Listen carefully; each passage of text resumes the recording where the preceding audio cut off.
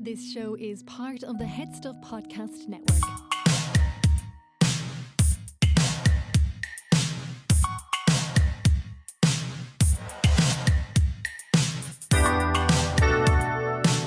It's Tony Galwell shit show.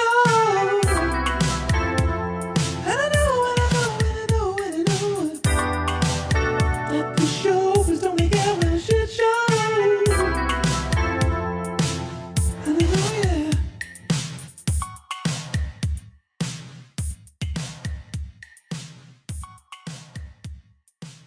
All right. How are you getting on? What do you mean, all right? Says you. Fucking podcast is late. Coming in here, fucking sauntering in fucking hours late. 12 hours late. This podcast coming at 12 hours late. But listen, I don't have a good excuse for it. Listen, I never have a good excuse for being late at all. You know? Like, what's a better world? A world in which we continue these lies, you know, a world in which we show up late to things and we say, fucking alarm didn't go off, you know? Bloody, you wouldn't, I was on a, you know, 29A said it was coming, disappeared off the face of the earth, so I'm really sorry I'm late. Or should we just be a bit more honest with each other and understanding, you know? Look, I'm sorry, I kind of didn't think I'd have time for a wank, and I was right. You know, but I did it, you know. Sorry, I was fucking looking at, I was looking at my phone, which has the time on it, and I could see that I was late and I didn't move. It was the weirdest thing. But, no, the reason this podcast is late is that this is the valid reason, right? I normally, on a Monday, when the podcast comes out on a Tuesday, I normally either put the kids down, and then afterwards I will tell Terry that I am retiring to the automobile when I have a full shed that she's not allowed to put anything in. And I'm retiring to the automobile to do my art, to do my incredible art. And she will be like, okay. But yesterday I thought, do you know what I'm going to do? I'm going to go into the shed and I'm going to record there because I need to do up the shed anyway. And then I was looking at, and I'm always very excited to record the podcast. You know, it's probably my favorite thing to do in the world is to speak to you without you talking back to me at all. And I went in and then I started drilling what used to be a kind of standing shelf unit onto two wooden stools that, to be honest, the children use every day.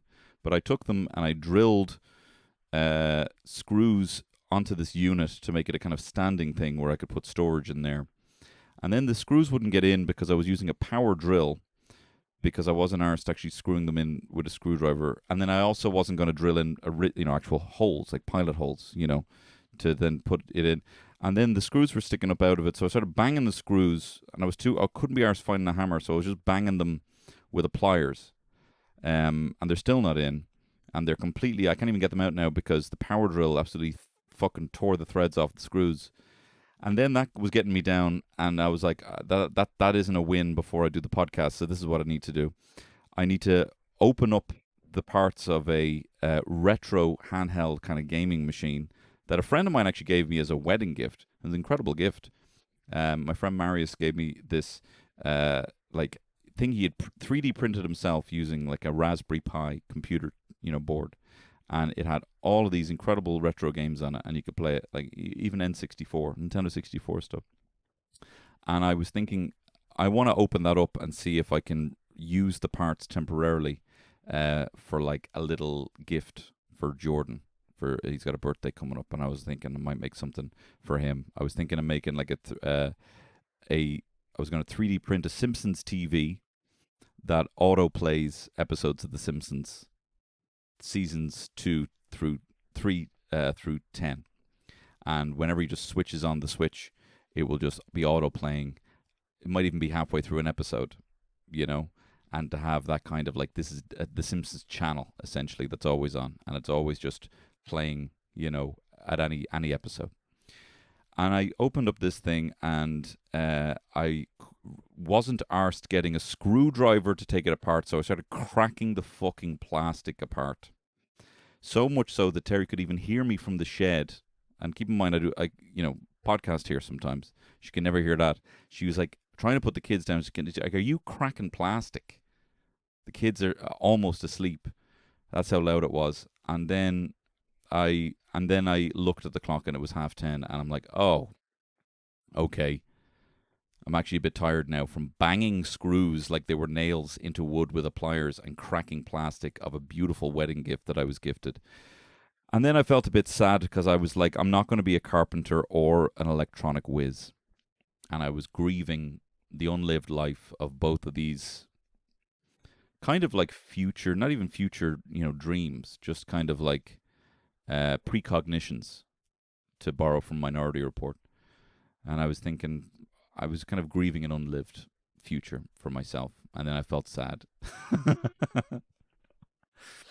I let my compulsions of, like, not even curiosity. I don't know where it comes from. I need to get back into therapy.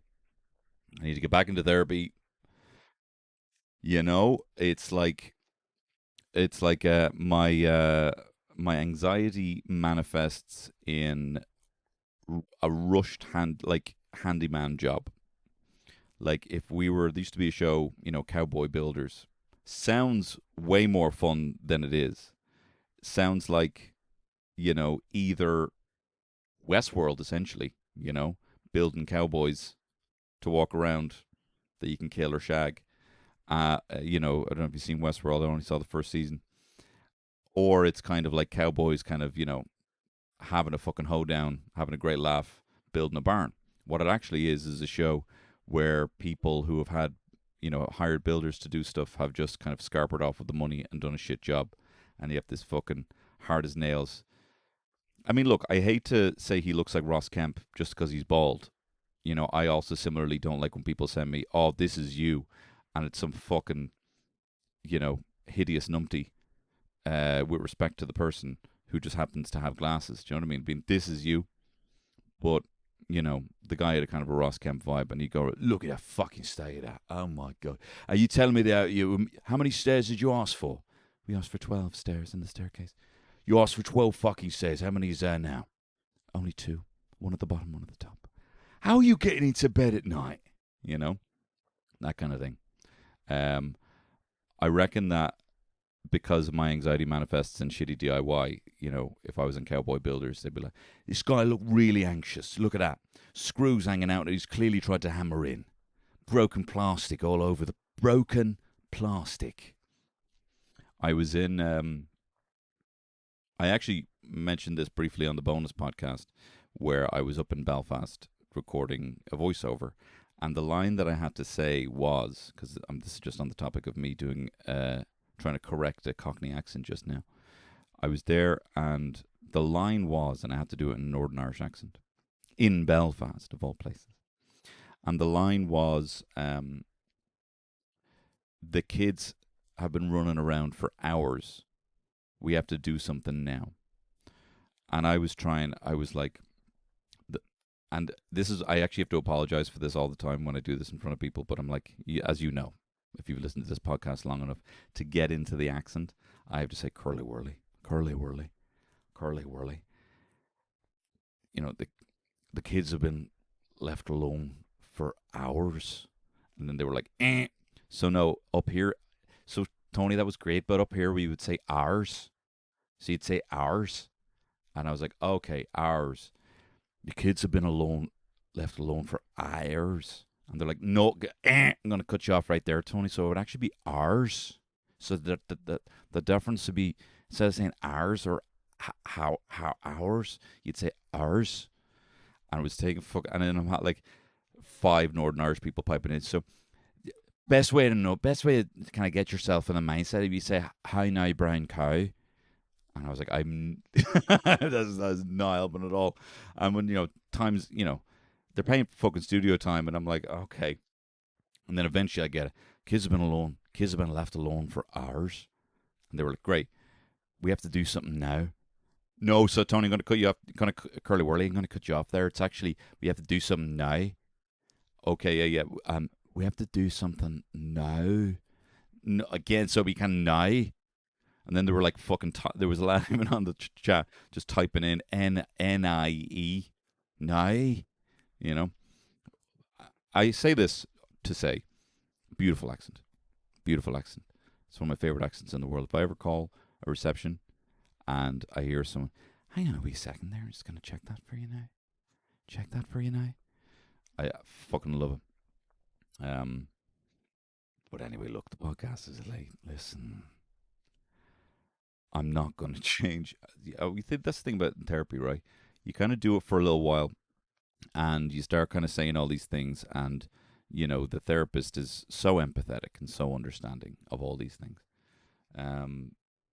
forgiving, because that's the whole idea. Is you go in there into this kind of judgmental space, and you kind of sometimes can be a little bit too forgiving. Me and Shane kind of butt heads against this all the time, where he's, likes to be overly critical and not cut himself any slack.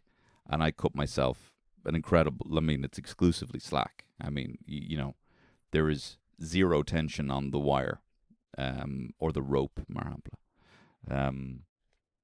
And therapy kind of does that to you a little bit. It's kind of like, look, what, shut the fuck up, you know what I mean? Look, well, at the end of the day, look, you did this thing. It's just, it's a weird thing. It's kind of like, I used to think therapy was when you go in, you're kind of like, all right, you go in here, and it's like, you go to the doctor, right? And you've got a fucking spanner up your arse. And you go in and you think, all right, therapy is kind of like, I'm going to go in there and they're going to remove the spanner. That's fucking great. I'm going to fix this thing and then hopefully I can shit in peace. But what happens is you go in to this place to be treated and they're kind of like, so tell me about the spanner. Oof. And does the spanner hurt? Oh, God, yeah. What kind of handle does the spanner have? Yeah. Where do you feel it? Yeah. And is it one of those kind of adjustable spanners where it can kind of like open or kind of close? And yeah, wow, okay, Jesus, yeah. And tell me, what is life like living with that spanner? And then you're kind of, okay, yeah. So it's got like a big handle on it. No, it's not adjustable. Really fucking sore. And then you just kind of going in there like every week talking about the spanner up your arse. That's what therapy is. It's like learning to live. It's like one of those old fucking books, how to learn how to live in joy with your spanner up your arse, essentially.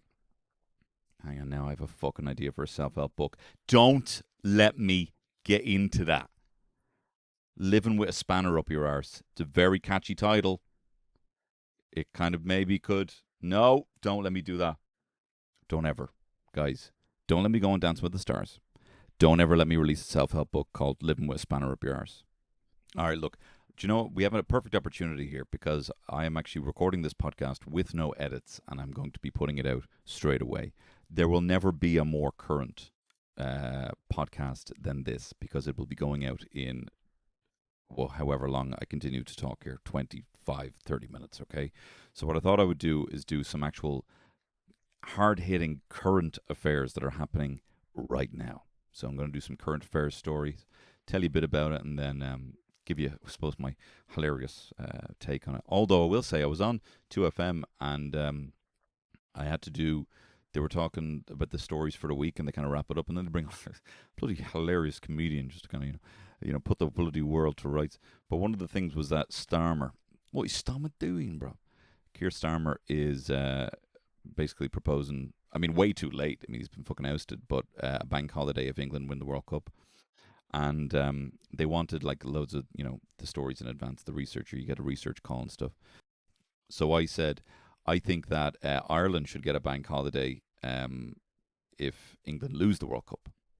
And, your man wrote back, oh, it's very funny, But I had an ulterior motive. I was consciously not going to say that on the radio, live on the radio, what I was going to say and what I did end up saying.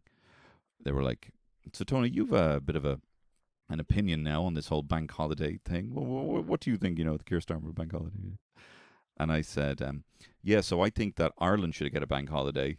If England win the World Cup, I think they are our closest allies, both in trade and just general demeanour. And to be honest, I've met a lot of English people, and they've seemed very nice to me. And to be honest, I just don't get where all this kind of hate comes from. And to be fair, we all kind of, it wasn't like a shock awe kind of thing. We all kind of laughed in the studio. It was a bit of a silly joke. But then someone texted in being like, I agree with Tony. I also think we should get a bank holiday with England. I think, the English have been great. And I'm like, oh, fucking, okay. All right. So people have kind of missed the sarcasm on that one there. I did not mean to inadvertently and quite sarcastically, start some kind of unionist revolution here. So I just want to say that was a bit of a joke. All right. Story number 1. Members of the Corps. Ooh. The bloody Corps? When's the bloody Blimies? Huh? I've heard of the bloody Corps. When's the bloody Blimies? Oh, that's their name. Andrea Blimey. Anyway, no, sorry. The members of the Corps and the Mary Wallopers, Dundalk, have lodged formal objections to a 1,058 home housing development plan beside Cuchulain's Castle. That's a bloody mouthful, Cuchulain County, in Dundalk. No, it's not good. Jim Core described himself as shocked and in utter disbelief. This is under consideration, while 2,630 people are currently on the social housing list in the same town. Okay, so Jim, look, that's bad. Look, I understand when there's double, almost triple a need for social housing in the same place, and I certainly do not. I'm not on that side, and I think it's a fair fucks to them standing up for Dundalk. What surprises me, though, is Jim Core being shocked and in utter disbelief about anything, just given what this man does believe. I've talked about this before, his conspiracy theories, which almost tanked the band, But to be honest, back then it was like 9/11's inside job. I think if I asked my ma who did 9/11, she'd be like, fucking US did it. She doesn't talk like that. Fucking US is out there doing it. Fucking Bush and Cheney interviewed in separate rooms. But so protect Cuchulain's Castle. Its petition has over 6,000 signatures. Fair fucks to you out there in Dundalk doing that. But yeah, I think Jim Core. I mean, what could he say though? He could be like, if you fucking knew the things I know, you fucking wouldn't believe. You wouldn't be in shock. I just believe fucking Jesus Christ. All right, no, look, that's Jim Core in shock about anything or not believing anything. I do find quite surprising. But fair fucks to you. You have my back as well. I'm going to sign that petition as well, even though I'm not there. All right, next story. All right, here we go. An Irish waste facility has recorded 120 exploding nitrous oxide canisters in a single 2-week period. Dublin City Council has already collected more discarded canisters in the first 3 months of 2026 than all of 2025. All right, look, my take on this. Yeah, 120 exploding canisters in a 2-week period. It also says Ireland is spending €3 million this year just on disposing seized canisters. And that's not even including what local authorities collect. So that's a lot. But, and the fact that you can legally buy no one's having that much whipped cream. Nobody's having that much whipped cream. Should there... I mean, people should be able to, do what they want. I mean, I'm not going to go full fucking libertarian here.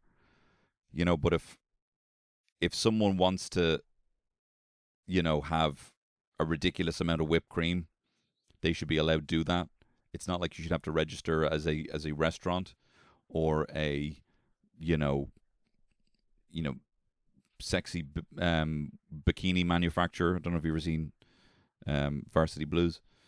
You know what I mean? You shouldn't have to, but is there not the people selling these things, are they there thinking they're making the world such a better place with all this delicious whipped cream? I'm picturing, a big, jolly, rotund man with rosy cheeks who runs, the bloody Life is Beautiful whipped cream company, is he sitting there thinking, I'm just so happy that everyone loves the cream. I love whipped cream so much, and it is great to see that in Dublin City that they love it, that there's so much whipped cream now. You know, they fucking know what they're doing. Do you know what I mean? Like, and is there also is can you not whip like I remember back in the day to whip the cream, you put it in this big heavy plastic thing, and there was two forks that spun around when you did it with a little handle. All right, single use appliance in the early 90s. Right, we'd never have it these days. Or at least my wife wouldn't allow one into the house. No single use appliances, she says. But back then there was, it's not like you would get high off sucking off the forks. Do you know what I mean? After you whip the cream by hand, and I just wonder, given all of this, if just generally we should be kind of ushering out the days of whipped cream canisters, because there's not that much fucking cream, really. Do you know what I mean? It's like if 1% of the world, used cocaine as like, some fucking slug repellent or something. If you sprinkle a little bit of cocaine around your plant pots, the slugs don't get in it because they just fucking huff on the cocaine and then start burning the ear off the other slugs about how amazing the Dark Knight trilogy is. Like you wouldn't be like, all right, well now that's fine, we can just have cocaine. It's a very small use. I'm just surprised that people still are allowing this because of whipped cream. It's not like, Jesus Christ, we can't put a fucking ban on this. Is whipped cream. What are we going to do it by hand? All right, next story. Trump has declared, who is this, Top Trump? I didn't know somebody. Top Trumps, is it? Top Trumps, I guess, have declared the U.S. the guardian of the Hormuz Strait. Is there a joke about the Hormuz gay? That's where I'm going with this, I think. The gay of Hormuz. Maybe there's so few straight people in Hormuz that he just stands, he just stands out like a fucking sore thumb. Hormuz famously a gay utopia, and there's a one guy who comes in wearing bootcut jeans and absolute fucking scooping hoof loafers, and a polo shirt that's just too tight for him, and you can see his belly. That's the Strait of Hormuz. Everyone else is fucking kitted out, looking the fucking business, proper tailored clothing. No, sorry, what's going on the Strait of Hormuz? Anyway, sorry, he's announced a 20% toll on all cargo passing through the Strait of Hormuz. This fucking hooer. No wonder they call him a fucking Hormuz, because he's fucking letting every fucking tanker pass through him. So a 20% charge would work out as $32 million per tanker, which is 16 times what Iran was charging when it was doing the same thing. And his own Secretary of State said last month that charging tolls on international waterways is illegal under existing international law.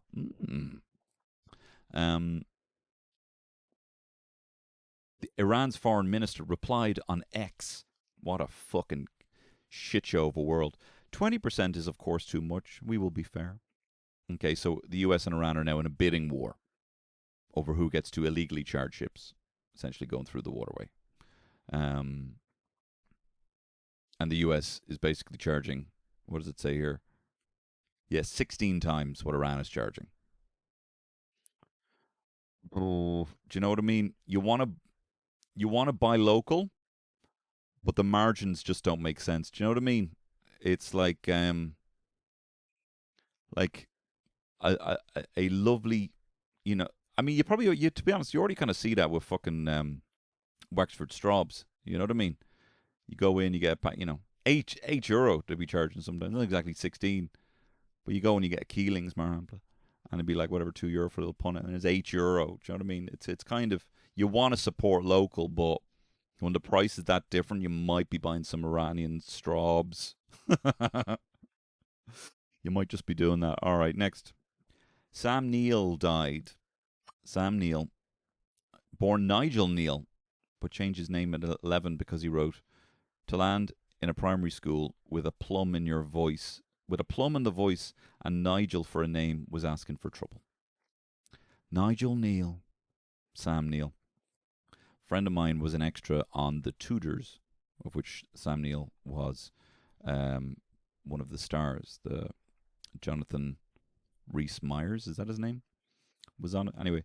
He was telling me, my friend Kieran, that the extras were all kind of brought together.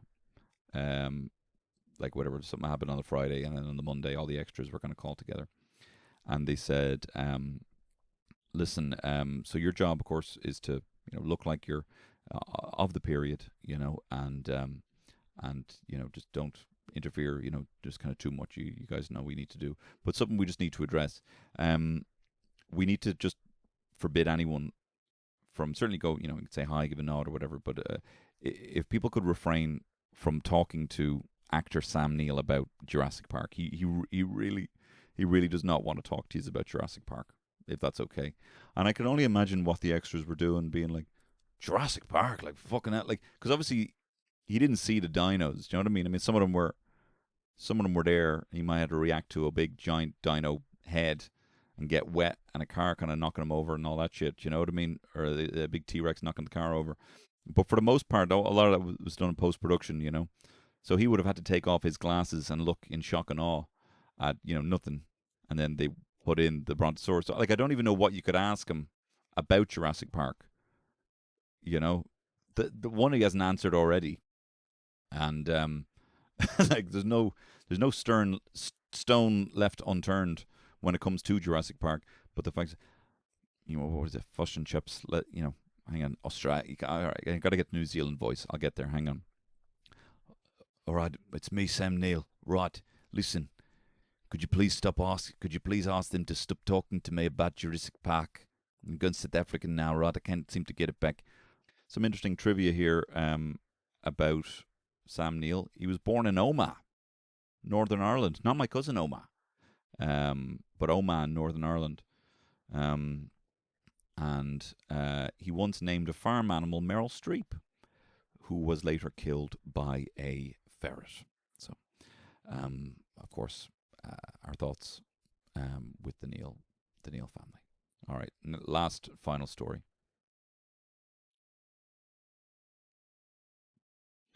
Okay, a weird science story here. Okay, scientists confirmed this week that the first primates may have evolved not in tropical forests, as long assumed, but in cold, dry regions of North America. Ooh, fucking what's his name? Mormon fella. They were right.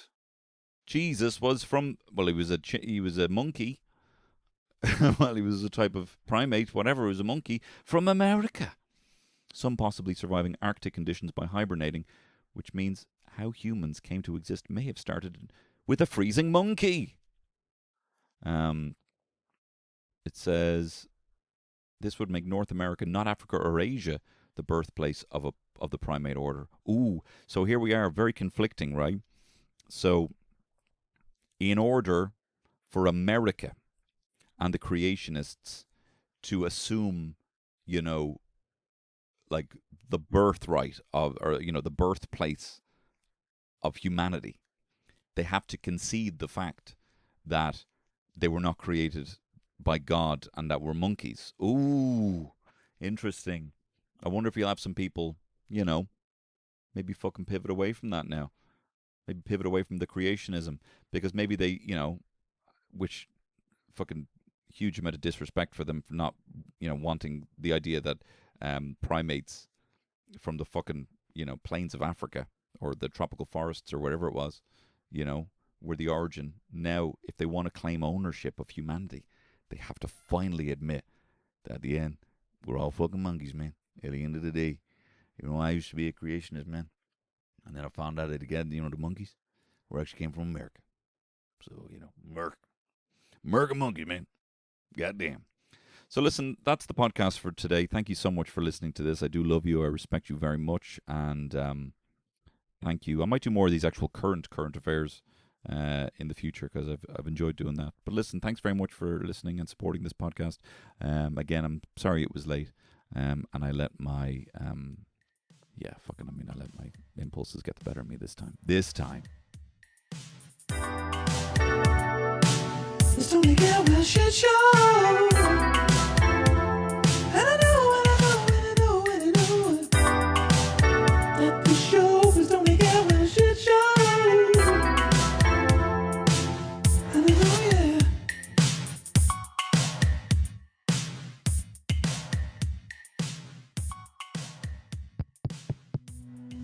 This show is part of the Head Stuff Podcast Network, a hub for the creative and the curious. Shows are produced in association with Head Stuff and the Podcast Studios Dublin. Find out more or become a member at headstuffpodcasts.com.